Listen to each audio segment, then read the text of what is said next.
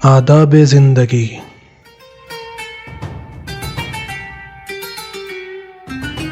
آداب خانہ داری، سفر کے احکام، لباس کے آداب اور بھی دیگر آداب جاننے کے لیے دیکھیے تہذیب الاسلام۔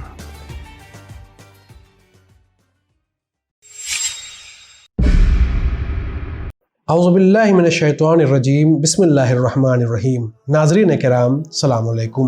ایک مرتبہ پھر تہذیب الاسلام کے اس نئے ایپیسوڈ میں آپ سب کو خوش آمدید کہتے ہیں۔ پچھلے ایپیسوڈ میں ہم نے ماں باپ کے حقوق اور ان کی عزت کے بارے میں جانا۔ یہاں سے اس کتاب کا 5واں چیپٹر شروع ہوتا ہے، جس میں مسواک اور کنگھا کرنے، ناخن ترشوانے اور سر منڈوانے کے آداب کے بارے میں گفتگو ہوگی، اور آج کے اس ایپیسوڈ میں مسواک کی فضیلت کے بارے میں جانیں گے۔ مسواک کرنا پیغمبروں کی سنت ہے، اور حضرت رسول خدا صلی اللہ علیہ وسلم نے فرمایا کہ جبرائیل مجھے ہمیشہ مسواک کے بارے میں تاکید کرتے تھے، یہاں تک کہ مجھے خوف ہوا کہ میرے دانت گھس جائیں گے۔ دوسری روایت میں یوں فرمایا کہ جبرائیل علیہ السلام نے مجھے مسواک کرنے کی اس قدر تاکید کی کہ مجھے یہ گمان ہوا کہ میری امت پر واجب ہے۔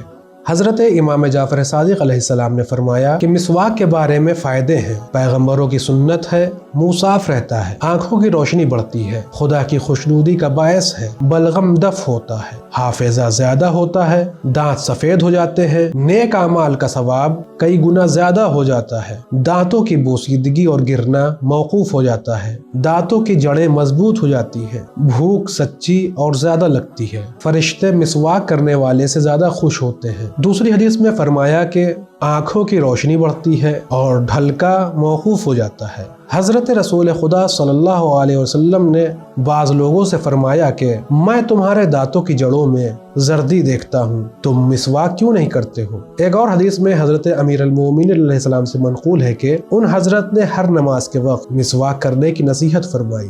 بے سند معتبر حضرت امام موسیٰ کاظم علیہ السلام اور حضرت علی رضا علیہ السلام سے منقول ہے کہ حضرت ابراہیم علیہ السلام کی سنتوں میں سے 5 کام سر سے متعلق ہیں اور 5 دھڑ سے۔ جو امور سر سے متعلق ہیں وہ یہ ہیں: مسواک کرنا، لبیں کتروانا، مانگ نکالنا جس سے مسح کی جگہ کھلی رہے، کلی کرنا، ناک میں پانی ڈالنا، اور جو امور دھڑ سے متعلق ہیں وہ یہ ہیں: ختنہ کرنا، پاکی لینا، بغلوں کے بال مڑوانا، ناخن کٹوانا، استنجا کرنا۔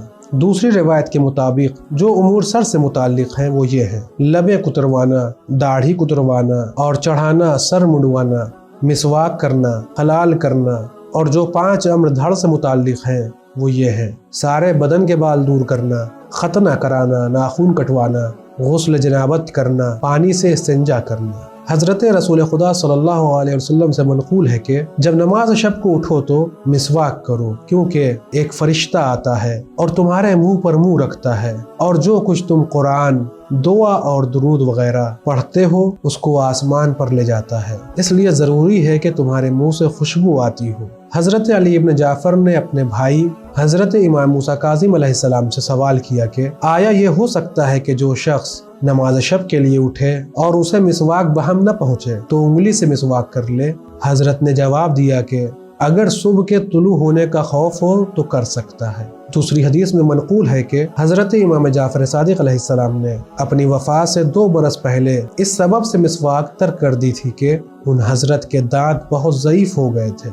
حضرت رسول خدا صلی اللہ علیہ وآلہ وسلم نے فرمایا کہ 3 چیزیں حافظے کو زیادہ کرتی ہیں اور درد کھو دیتی ہیں، وہ یہ ہیں: کندر چبانا، مسواک کرنا، قرآن مجید پڑھنا۔ دوسری حدیث میں فرمایا کہ 4 چیزیں پیغمبروں کی سنت ہیں: خوشبو سونگھنا، قربت زوجہ، مسواک کرنا، مہندی کا خضاب لگانا۔ حضرت امام محمد باقر علیہ السلام سے منقول ہے کہ خدا تعالیٰ سے خانہ کعبہ نے کافروں کی بدبو کی شکایت کی، حق تعالیٰ نے اسے وہی فرمائی کہ اے کعبہ ٹھہر، میں ان کے بدلے میں تیرے لیے ایسا گروہ بھیجوں گا جو اپنے دانتوں کو درختوں کی شاخوں سے صاف کرتے ہوں گے۔ چنانچہ جب حضرت رسول خدا صلی اللہ علیہ وآلہ وسلم کو نبوت ملی تو جبرائیل علیہ السلام ان حضرت کے لیے مسواک اور خلال لے کر آئے۔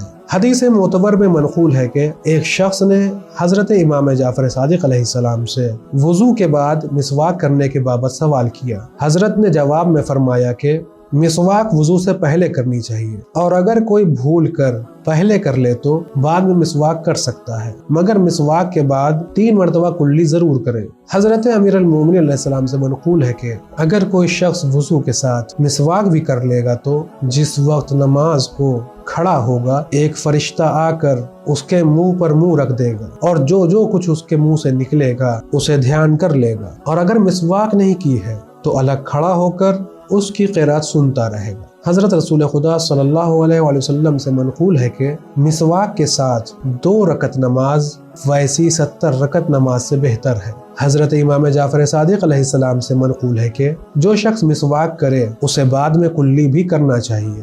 دوسری حدیث میں منقول ہے کہ حضرت رسول خدا صلی اللہ علیہ وآلہ مسواک دانتوں کے عرض میں کرتے تھے۔ حضرت امام موسیٰ کاظم علیہ السلام اور حضرت امام علی رضا علیہ السلام نے فرمایا کہ بیت الخلاء میں مسواک کرنے سے گندہ دہنی پیدا ہوتی ہے۔ حضرت امام محمد باقر علیہ السلام سے منقول ہے کہ حمام میں مسواک کرنے سے دانت گر جاتے ہیں، اور یہ بھی فرمایا کہ مسواک کرنا ترک نہ کرو اگرچہ 3 دن میں ایک ہی دفعہ ہو۔ آج کے اس ایپیسوڈ میں بس اتنا ہی، انشاءاللہ اگلے ایپیسوڈ میں پھر ملاقات ہوگی۔ تب تک کے لیے شکریہ، خدا حافظ۔